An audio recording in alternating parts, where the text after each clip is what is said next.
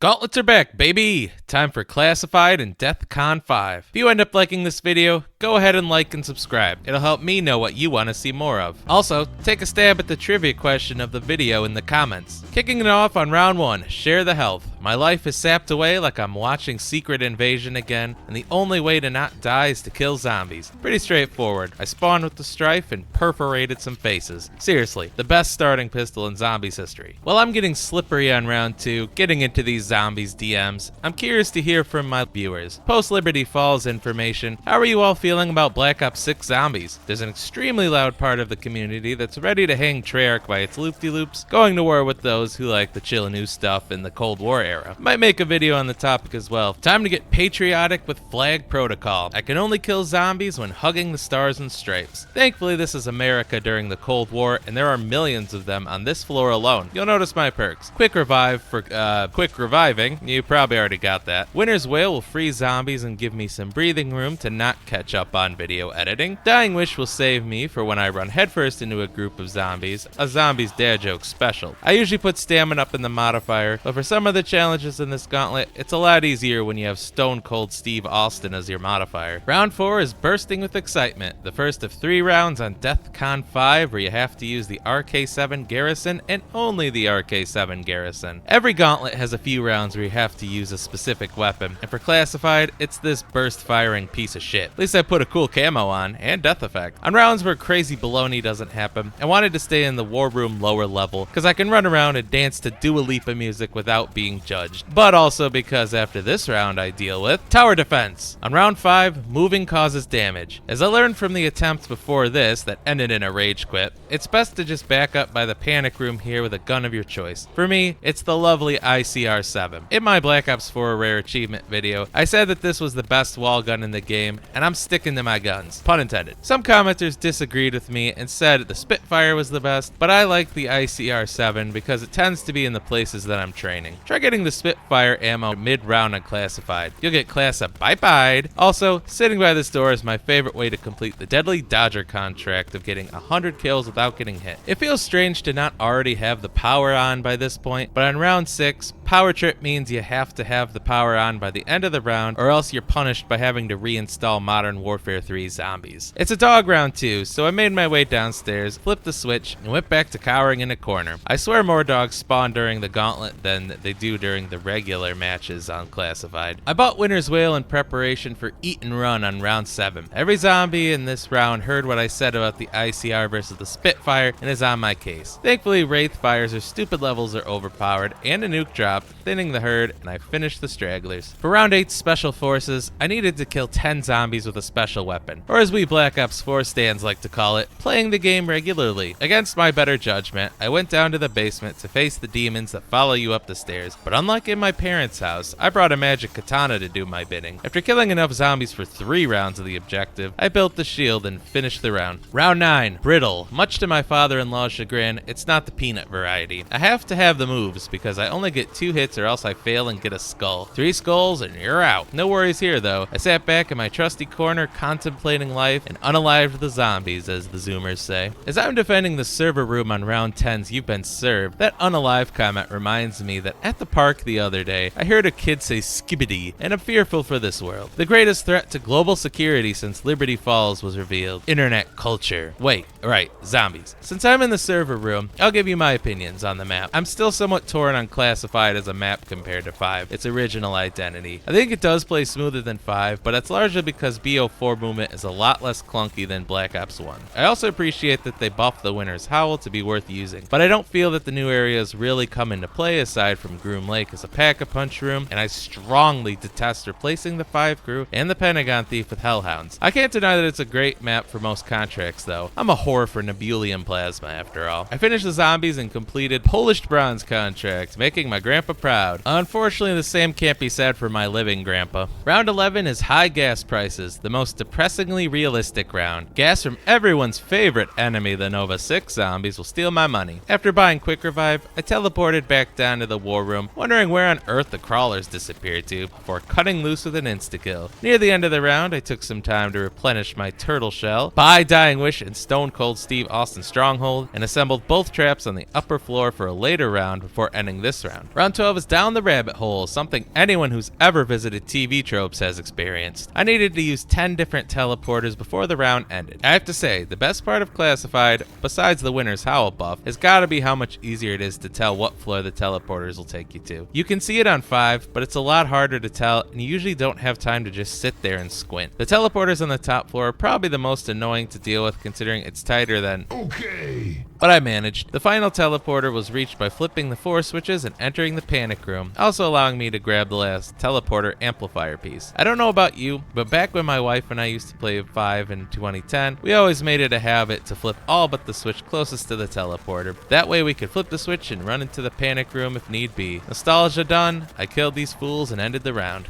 Objective 13 is Bear a Grudge. You need to willingly find the mystery box and open it, which will give you a guaranteed teddy bear. Fire sales are also disabled, so don't try and cheat, you goober. You do still get your points back after each bear though, so it's not too bad. And you can still look at the TVs, which will point you to the right direction. The first box location was in the war room. The second was upstairs, and I got caught by the red phone that played Eminem back in the day, but I Niles vanished my way out of there. The game trolled me by moving the box to another location on the top floor after I had already went downstairs.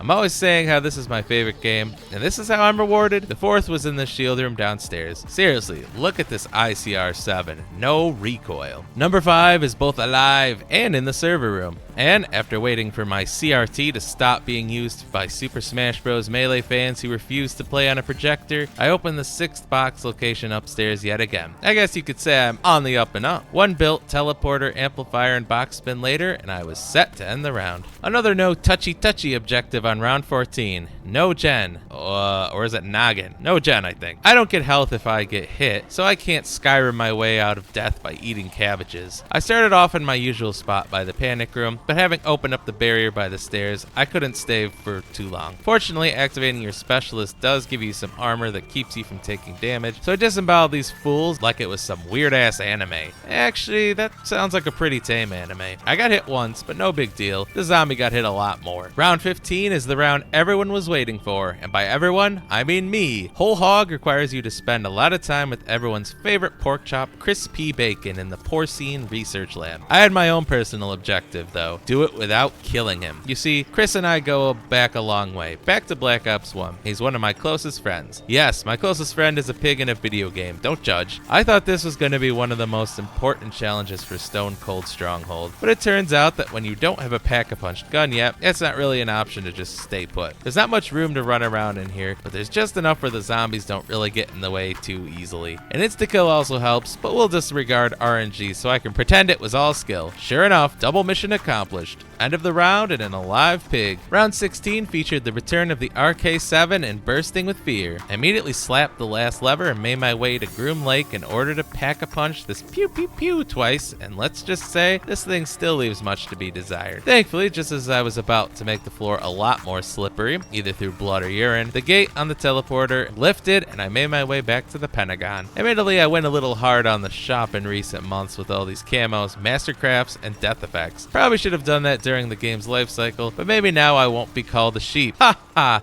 Ah, yeah, right. Round 17 is walled in. I had to make 5 unique wall buys by the end of the round. So naturally, I traded in my ICR for the VAPR in the server room to then immediately buy the ICR back. I hope these zombies were looking to say hi to me, but unfortunately, they're not like the cool viewers who've said hi to me on Reddit. Up on the top floor, I bought the goated Essex Model 07, the Mag 12, which was the special gun from the 9 Gauntlet, and the SOG 9mm, before once again buying the ICR. I finished the round by pack-a-punching said gun twice. Little bummed that I couldn't show off the awesome classified PAP camo due to Mastercraft's overriding them. It took a lot of waiting for this thing to show up in the black market. Round 18 was Shock and Awe, where you need to get 55 kills and survive for 5 minutes 55 seconds. I get it, because the OG map was 5. Just like on the original map, the traps are the electric traps outside of spawn, which is unfortunate because the top floor is the easiest to get cornered on, as seen here where I vamoosed out of there. Back on the top floor again, I got got trapped again and had to use my Path of Sorrows to get out. I fried enough zombies to hit my goal and just had to survive for 3 more minutes. You can just run around and not kill zombies if you're doing a pacifist run in a first-person shooter, but I'd recommend killing zombies to earn some capital. Having tons of points never hurt anyone after all, right? Finally, the timer ran out and the zombies kaboomed. Round 19 is one of the most annoying rounds in the Gauntlet, Teleporter Tango. You have to teleport within roughly 20 seconds or you'll take damage. It's not too bad, but you also have to kill zombies, so it serves to pad out the experience more than anything. Honestly, in retrospect, I probably jumped in teleporters a little earlier than I had to. The damage you take does pile up, and it's a small chunk every second or so, and you heal in the teleporters. You also don't take damage with your specialist out, which is a bit cheesy, but it doesn't last that long. Not too much to say about this one. Did my best Hayden Christensen impression a few times, and cleared the round, having to pause to change my batteries. With my controller fueled by Costco brand batteries because I won't splurge for Duracell, I hit a major throwback with Time to Panic on round 20. You have to defend the panic room against a bunch of Nova crawlers. This round gave me massive doses of nostalgia and brought me back to my high school years. In the few months before we started dating, my wife and I would always hold out as long as we could in the panic room on 5, because what the hell else are you gonna do on that map? This round would have been a lot harder with regular zombies, but thanks to how slow the crawlers are and the fact that they only seem to crawl through the main entrance, it was a simple silver medal round. On to the sweaty final third of the Gauntlet. Anywhere but WTF gives you both a time limit and randomly teleports you. Thankfully you get 6 minutes to do this, otherwise I'd teleport myself underneath a falling anvil. I got good jumps for the most part in this round, largely teleporting around the war room, though the important thing to know when you're finishing this one is to not pull a Sherlock Holmes and get discombobulated when you do end up somewhere. Thankfully I play Classified a ton and played 5 so often I could probably navigate this round blindfold. Round 22 is Make It Rain, the round that really killed me in my first run. My tip for success on this one is make sure you have a pack-a-punched wall-by gun and end the previous round if you can near that gun, because if you have over 5,000 points you take damage. Call me DJ Khaled because I was suffering from success. Thankfully I was able to finish the round pretty quickly thanks to the ICR being right down here where I'm running around. CQZ is next, and you can only damage zombies when they're standing right next to you, like that one guy picking the urinal right next to you. Like, come on man, that's only okay at the Wrigley Field troughs.